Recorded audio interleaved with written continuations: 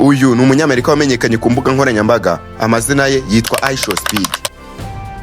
Amazina ye ya nyayo bamwita Darren Jason Watkins Jr. Yavutse ku itariki 21 z'ukwa mbere mu mwaka wa 2005. Yavukiye ahitwa Ohio muri Leta Zunze Ubumwe za Amerika. Iby'amateka n'ubuzima bwe turabigarukaho, ahubwo reka turebe iki ngiki.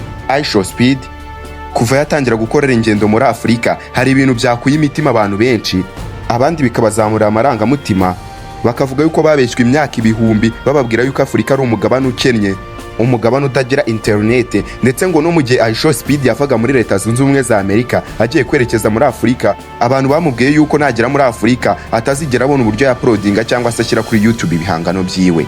Kubera iki? Abantu bamubwiye yuko atazabona uburyo ashyira amashusho ye kuri YouTube bitewe na internet nkeya cyangwa se internet itaba muri Afurika. Gusa icyatunguranye nuko abantu benshi batuye muri Amerika baje gusanga ibyo ngibyo bibwiraga atari byo. Ndagira ngo wumve amarangamutima avanze n'amarira abanyamerika bahise bagaragaza ubwo Speed yageraga muri Afurika.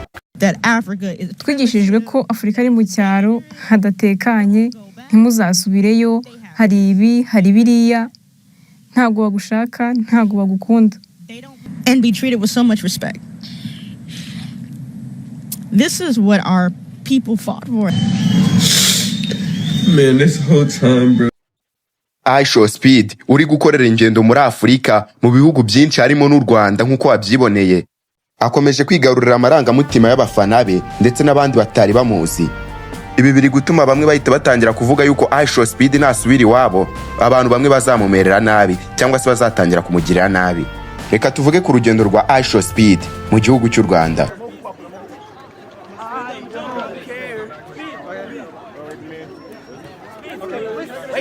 Bro, yo, you gotta be coming. And you gotta be right to the side. Yes, right. Speed yageze mu Rwanda ku itariki 9 z'ukwa mbere mu mwaka wa 2026. Aza ari muri private jet, atarinze aza ari muri private jet. Yageze mu Rwanda mu masaha 4 z'ijoro zirenga y'iminota 40. Bivugwa yuko yageze mu Rwanda atari mu ndege rusange, birumvikana ni private jet.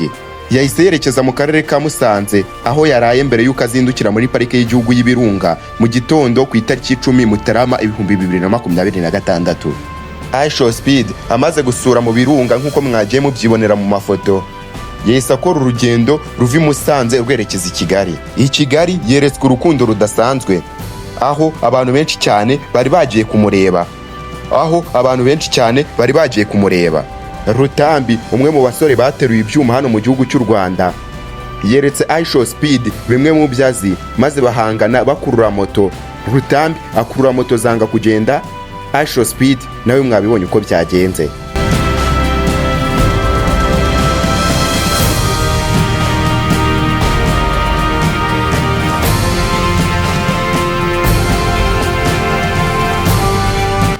Speed akurikirwa n'amamiliyoni atari make ku mbuga ze zigiye zitandukanye. Kuri YouTube ahafite amacana agiye atandukanye, ahafite channel zirenze imwe, aho channel imwe ifite miliyoni 47 zirenga z'abayikurikirana. Speed akurikiranwa n'abantu batari bake no ku zindi mbuga ze nk'uko uri kugenda ubibona mu mashusho. Speed umuhungu ukiri mutoya ufite impano ishoboye.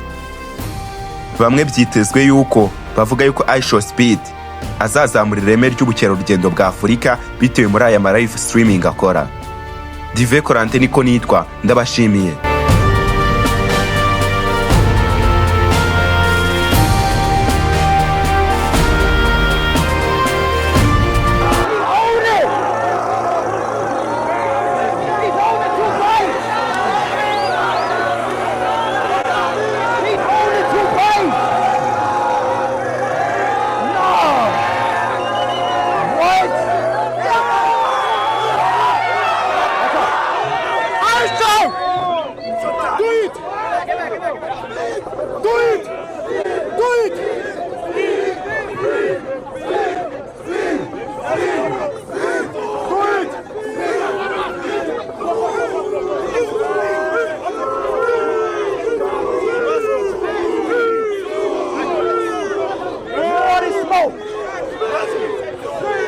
So y'all ready?